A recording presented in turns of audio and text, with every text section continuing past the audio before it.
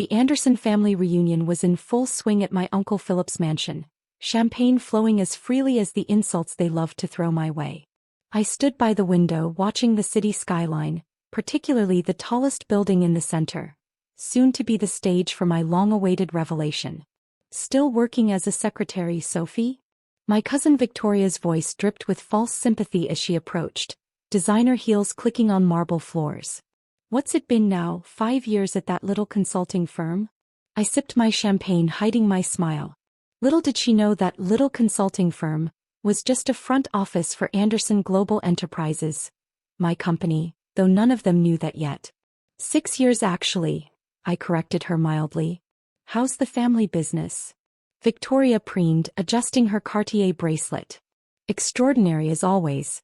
Daddy's about to close the biggest deal in Anderson Corp's history. We're acquiring the Preston building." I nearly choked on my champagne. They really had no idea. The Preston building, the city's tallest skyscraper and crown jewel of the business district, had indeed been sold. To me. Through a series of shell companies and careful maneuvering, I'd bought it 3 months ago. But they wouldn't find that out until tonight.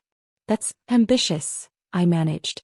"Of course you wouldn't understand the complexities," my cousin Marcus chimed in, joining us with his usual smug grin. "Real estate at this level requires actual business acumen, not just typing skills." I thought about the stack of documents sitting in my real office. The one with my name on the door, not the modest receptionist's desk they thought I occupied. Documents that would soon reveal just how much business acumen I really had. The Anderson family had always been about appearances. 3 generations of real estate developers, each more ambitious than the last. My father had been the black sheep, more interested in teaching than business. When he died 10 years ago, leaving me his small inheritance, the family had written us both off as failures. "Sophie could have had a real career with us," Uncle Philip's voice boomed across the room. "But she chose to waste her business degree answering phones. Just like her father wasted his potential teaching instead of joining the family business." There it was, the familiar jab at my father. I gripped my glass tighter, remembering the day they'd offered me a position at Anderson Corp after his funeral. "File clerk," Uncle Philip had said magnanimously. "Everyone starts at the bottom. Well, except Victoria and Marcus, of course. They have natural talent." I'd declined, much to their shock and amusement. Instead, I'd taken my father's modest inheritance and done something they'd never expect. I'd started investing. Carefully. Quietly. Always through different companies, different names. "At least tell me you're dating someone successful," Aunt Patricia sighed, eyeing my simple black dress. "You're not getting any younger, dear." I thought about the closet full of designer clothes in my penthouse apartment, the cars in my private garage, the properties I owned across the city. All hidden, all part of the careful facade I'd maintained for 6 years. "No one special," I said smoothly. "I'm focused on work." "Answering phones requires focus now?" Marcus snickered. "How challenging." Meanwhile, I just closed a deal worth $50 million. "You mean the Wilson Heights project? The one I'd secretly financed through a subsidiary, then sold back to Anderson Corp at a premium? The deal that had earned me, not him, $20 million in profit? That's impressive," I said instead. Speaking of impressive, Victoria turned to address the room, commanding attention like she'd been taught since birth. "Daddy's announcement about the Preston building acquisition?" "Not yet, princess," Uncle Philip cut her off. "We're waiting for the evening news. Channel 5 is doing a special report on Anderson Corp's latest triumph." I checked my watch. 7:55 p.m. Right on schedule. The family gathered around the massive TV in Uncle Philip's study, champagne glasses raised in anticipation. Victoria and Marcus stood front and center, already practicing their camera-ready smiles. 10 years ago, Uncle Philip began his practice speech. "When my dear brother chose academia over real estate, I promised myself our family's legacy wouldn't suffer. Looking at my children, at what we've built." He gestured to Victoria and Marcus. "I know the Anderson name is stronger than ever." My phone buzzed silently in my pocket. A text from my real assistant. "Everything's in place, Ms. Anderson. Channel 5 has the press release.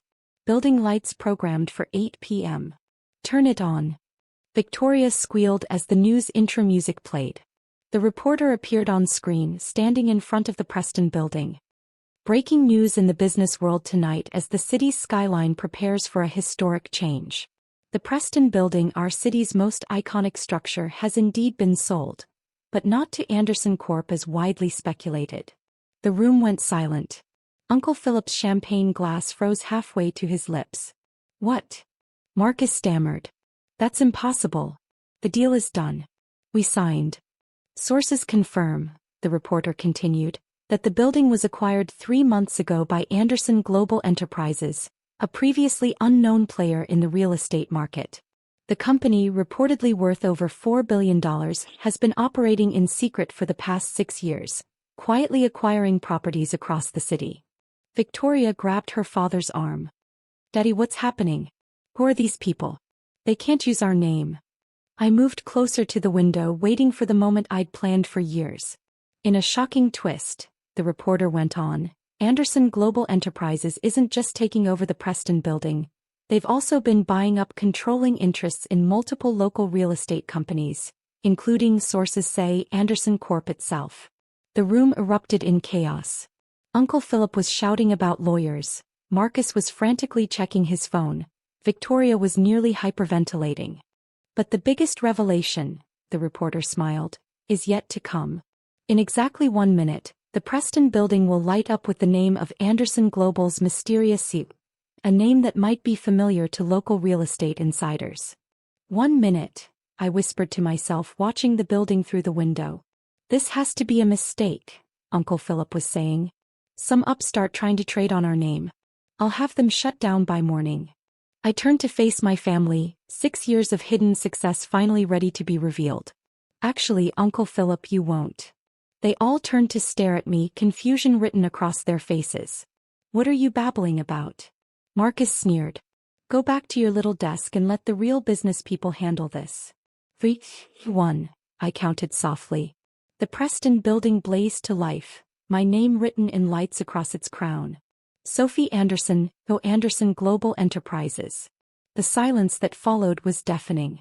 For 30 seconds no one in that room moved. All eyes darted between my name blazing across the city skyline and my face, as if trying to reconcile the secretary they'd mocked with the CEO who'd just outmaneuvered them all. Uncle Philip recovered first, his face turning an alarming shade of purple. What is this? He demanded. What have you done? I set down my champagne glass carefully. Business, I said simply. Isn't that what you always wanted me to learn? This is impossible, Marcus sputtered. You're a secretary. You answer phones. You. Actually, I smiled, I own the company where you think I answer phones. Horizon Consulting is one of my subsidiaries, just like the investment firm that financed your Wilson Heights project. And the shell company that now owns 52% of Anderson Corp's shares. Victoria collapsed onto the nearest chair, her perfectly manicured hand clutching her throat. 52%? But that would mean that I own controlling interest in your company? I nodded. Yes. I've been buying shares through various entities for the past 3 years. Your board approved the final transfer this morning. The board. Uncle Philip's voice shook. Pie board. I pulled out my phone and opened my emails. Would you like to see the votes? It was quite decisive. Apparently your leadership has been concerning to them lately. You can't do this, Marcus stepped forward, trying to loom over me. We're Anderson Corporation. We're the Anderson family. You're just what? I cut him off. Just the daughter of the brother you all dismissed? Just the cousin you mocked for 6 years? Just the woman who built a $4 billion company while you were busy bragging about deals I secretly financed. My phone buzzed again. My assistant's message read, Channel 5 going live from the Preston building lobby in 2 minutes. Full reveal package ready. I turned up the TV volume. The reporter was now standing in the building's magnificent lobby, surrounded by Anderson Global logos that had been unveiled moments ago.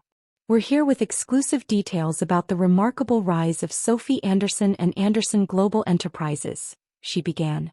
Sources reveal that the company has been operating in stealth mode since 2017, systematically acquiring properties and businesses across the city.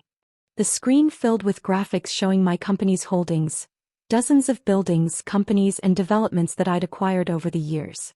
Including, I noticed with satisfaction, several that Marcus and Victoria had tried to claim credit for. "This is corporate theft," Uncle Philip declared, but his voice wavered. "We'll fight this in court." "With what evidence?" I asked calmly. "Every acquisition was legal. Every share purchase documented. Your own board approved the transfers. Face it, Uncle Philip. You were so busy looking down on me, you never bothered to look up and see what I was building." Victoria suddenly gasped, staring at her phone. "The Wilson Heights project. The financing. That was you?" "Among others," I nodded. "Remember that brilliant deal you closed last summer, Marcus? The Riverside development? I own that too. Sold it to you at a 40% markup." Marcus sank into a chair, his face ashen. "All this time, when we were bragging about our deals. You were actually bragging about mine," I finished for him. Ironic, isn't it? Aunt Patricia, who had been unusually quiet, finally spoke up. "But why? Why go to all this trouble? Why not just tell us who you were?" I walked to the window, looking out at my name illuminating the night sky. "Would you have believed me? Would you have respected what I built if you'd known it was me building it?" The silence was answer enough. "6 years ago," I continued, "when you offered me that file clerk position, you said everyone starts at the bottom. But that wasn't true, was it? Victoria and Marcus started in executive positions. They got every advantage, every connection, every opportunity. They're Andersons," Uncle Philip said weakly. "And what am I?" I turned back to face them. "My father was your brother. I have the same blood, the same name, the same business degree. The only difference was that my father chose to teach instead of join your precious company. Your father was..." Uncle Philip began. "Was brilliant," I cut him off sharply. "He taught me that success isn't about the name you inherit. It's about what you build with it. And while you were all busy protecting your legacy, I was busy building mine." My phone buzzed again. The next phase was ready. "Now," I picked up my bag, "designer, though they'd probably never noticed. Shall we discuss the changes coming to Anderson Corp? My board meeting starts in an hour." "Your board meeting?" Victoria's voice rose hysterically. "That's our board." "Not anymore." I handed each of them a folder. "Inside you'll find the details of your severance packages. Generous considering your performance records, but I believe in family obligations. Even if you never did." Marcus threw his folder across the room. "You can't fire us. This company is our life." "No," I corrected him. "It was your identity. Your safety net. Your excuse to look down on everyone else. But as of 9 a.m. tomorrow, Anderson Corp will be merged into Anderson Global Enterprises. My company. My rules." "And what rules are those?" Uncle Philip asked bitterly. "First, merit over nepotism. Victoria, those deals you claimed credit for? I have documentation proving your assistant did most of the work. She's being promoted to VP of Operations." Victoria made a choking sound. "Marcus, remember that environmental initiative you blocked last year? The one that wasn't worth the investment? We're implementing it company-wide. In fact, the analyst who proposed it is your replacement." "You're destroying everything we built," Uncle Philip whispered. "No," I said firmly. "I'm building something better. Something that would have made my father proud." I walked to the door, then turned back one last time. "Oh, and that little consulting firm where you thought I answered phones? The CEO you never bothered to meet? She's your new boss. I suggest you update your resumes. If you want to stay employed, you'll need to actually earn it this time." The news was still playing in the background, showing aerial shots of my buildings, my companies, my empire. The empire I'd built while they laughed at my simple job. "One last thing," I paused at the doorway. "Those Christmas parties where you seated me at the kids' table? The family photos where you put me in the back? The business dinners I wasn't important enough to attend? Remember them well. Because starting tomorrow, you'll need an appointment to enter any building with my name on it." As I walked out of Uncle Philip's mansion, my phone lit up with messages from board members, executives, and business partners, all congratulating the newly revealed CEO of Anderson Global Enterprises. 6 years of hiding, of planning, of building in secret had finally paid off. In my car, my real assistant, not the front I pretended to be, handed me a tablet showing live social media reactions. The business world was buzzing about the mysterious Sophie Anderson, the secret billionaire who'd built an empire right under her family's nose. "Should I cancel your dinner reservations, Ms. Anderson?" she asked. "Given the circumstances." "No," I smiled, watching my name glow against the night sky. "I think I'll celebrate. It's not every day you get to show your family exactly who they underestimated." The next morning I arrived at my real office, the penthouse suite of the Preston building. The same office where Victoria had once bragged about her corner office with a view. My view was better. Marcus tried calling 7 times. Victoria sent desperate emails about family loyalty. Uncle Philip's lawyers attempted to schedule meetings. I had my assistant send them all the same response. "Ms. Anderson is unavailable." As per company policy, all terminated employees must schedule exit interviews through HR. Sometimes success is the best revenge. Sometimes the simple secretary becomes the CEO.